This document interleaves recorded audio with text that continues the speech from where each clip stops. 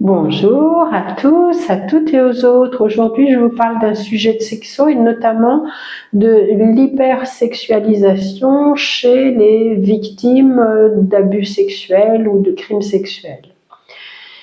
Ce schéma d'hypersexualisation, ça concerne essentiellement les femmes dans notre société patriarcale où il y a déjà une domination par les hommes. C'est vraiment flagrant. Donc ces personnes qui ont subi des abus, elles vont utiliser leur corps comme une sorte d'arme pour,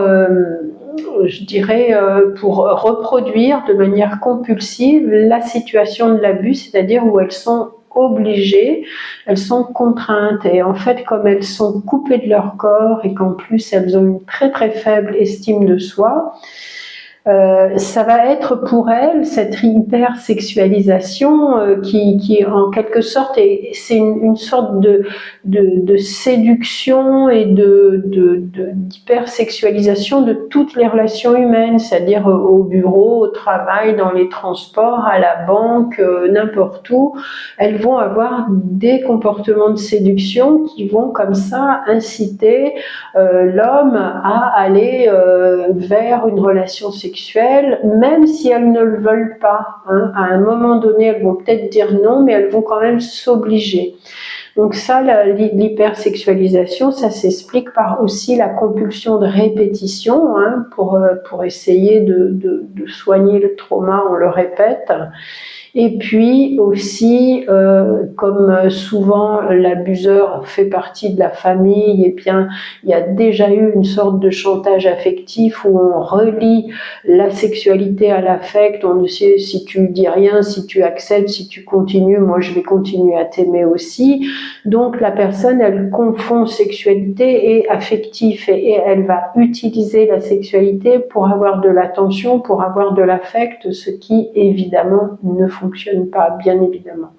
C'est des personnes qui peuvent aller jusqu'à la dépendance, à l'addiction, à la sexualité, qui peuvent avoir des fantasmes sexuels de domination, de soumission très envahissants avec des angoisses qu'elles cherchent à éliminer par de la sexualité, ce qui ne fonctionne pas non plus.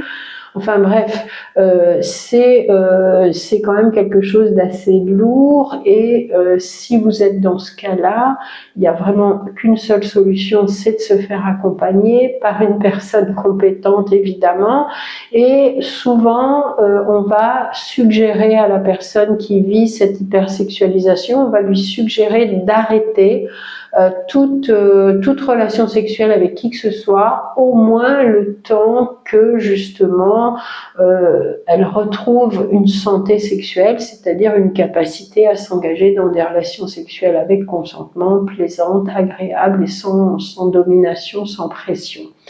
Donc ça, c'est une chose vraiment importante de saisir qu'il faut passer par une période, entre guillemets, de sevrage sexuel.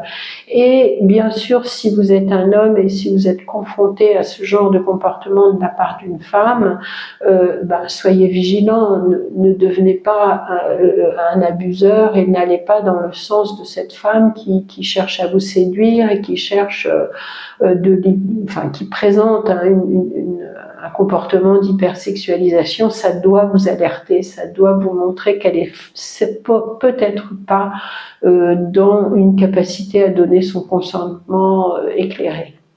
Voilà. Et en plus, dans notre culture patriarcale où tout est hypersexualisé, c'est encore plus trouble et encore plus difficile pour ces personnes de se repérer et de poser des limites. Si cette vidéo vous a plu, n'hésitez pas à liker, commenter, partager et jeter un petit coup d'œil dans la bio pour voir ce que je propose en séance de sexothérapie. À bientôt!